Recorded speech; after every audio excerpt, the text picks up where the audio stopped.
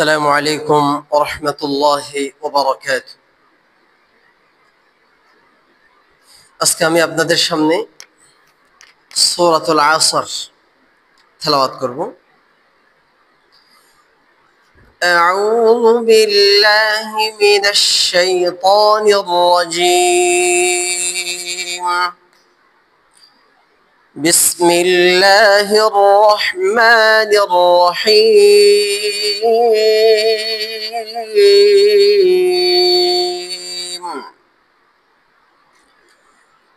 والعصر إن الإنسان لفي خسر إلا الذين آمنوا وعملوا الصالحات وتواصوا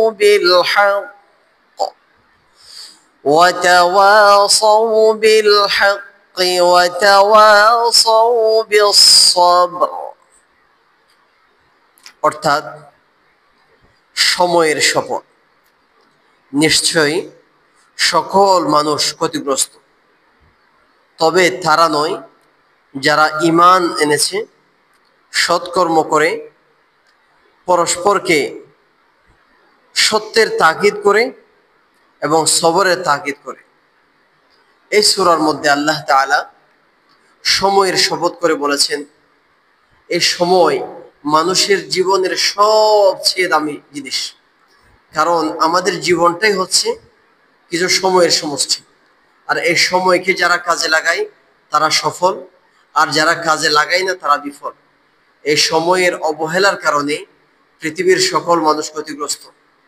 তারা দুনিয়া লাভের আশায় জীবন শেষ করে দিচ্ছে। তবে 4 প্রকার মানুষকে আল্লাহ তাআলা সেখান থেকে বিরত রেখেছেন, যারা ক্ষতিগ্রস্তদের অন্তর্ভুক্ত নয়। প্রথম প্রকার হচ্ছে যারা আল্লাহকে বিশ্বাস করে, আল্লাহকে না দেখা সত্ত্বেও বিশ্বাস করে, পরকালকে বিশ্বাস করে, আসমানি কিতাবকে বিশ্বাস করে, নবী রাসূলকে বিশ্বাস করে, জান্নাত জাহান্নামকে বিশ্বাস করে, তাকদীরের ফয়সালাকে বিশ্বাস করে, মৃত্যু পরবর্তী আবার আমাদেরকে যে পুনরুত্থিত হতে হবে, আল্লাহর সামনে জবাবদিহি করতে হবে, সেটাকে যারা বিশ্বাস করে তারা এই ক্ষতির আওতামুক্ত। ওয়া আমিলুস সালিহাত, যারা সৎকর্ম করে। সৎকর্ম বলতে এখানে আমরা নামাজ, রোজা, হজ, যাকাত, হালাল উপার্জন, নিজের সৎ টাকা, ব্যবসা বাণিজ্যের ক্ষেত্রে সৎ টাকা, কারোর সাথে প্রতারণা না করা, ধোঁকাবাজি না করা, মিথ্যার আশ্রয় না দেয়া, কাউকে কষ্ট না দেয়া, জিকির আজকার করা, আল্লাহকে সার্বক্ষণিক স্মরণ করা, সবার সাথে ভালো আচরণ করা, সুন্দর আচরণ করা, সুন্দরভাবে সমাজ প্রতিষ্ঠা করার চেষ্টা করা, কোনো ধরনের বিশৃঙ্খলা না করা, এই সবগুলো সৎকর্মের অন্তর্ভুক্ত। 3 নাম্বার হচ্ছে ওয়াতাওয়াসাউ বিল হক, নিজে সত্যের উপর থাকা, অপর ভাইকেও সত্যের উপর থাকার পরামর্শ দেয়া, কখনো মিথ্যার আশ্রয় না দেয়া, যতই বিপদ আপদ আসুক সবসময় সত্যের পক্ষ নেয়া, যেটা আশুরা দিবসের শিক্ষা। ওয়াতাওয়াসাউ বিস সবর, এবং নিজেও ধৈর্য ধারণ করা, অন্যজনকেও ধৈর্য ধারণের উপদেশ দেয়া। যদি এই 4টা গুণ আমাদের মধ্যে থাকে, 1 নাম্বার ঈমান আনয়ন, 2 নাম্বার সৎকর্ম করা, 3 নাম্বার সত্যের উপর থাকা, অপরকে সত্যের উপর থাকার পরামর্শ দেয়া, নিজে ধৈর্য ধারণ করা 4 নম্বরে, এবং অন্যজনকেও ধৈর্য ধারণের পরামর্শ দেয়া, তাহলে আমরা ক্ষতিগ্রস্তদের অন্তর্ভুক্ত আমরা হব না। অন্যথায় আমরা সবাই সময়ের অবহেলার কারণে, নিজের জীবনকে হেলায় দুলায় কাটিয়ে দেওয়ার কারণে আমরা ক্ষতিগ্রস্তদের অন্তর্ভুক্ত হব। আল্লাহ সুবহানাহু ওয়া তাআলা আমাদের সকলকে এই 4টা গুণ অর্জন করার তৌফিক দান করুন।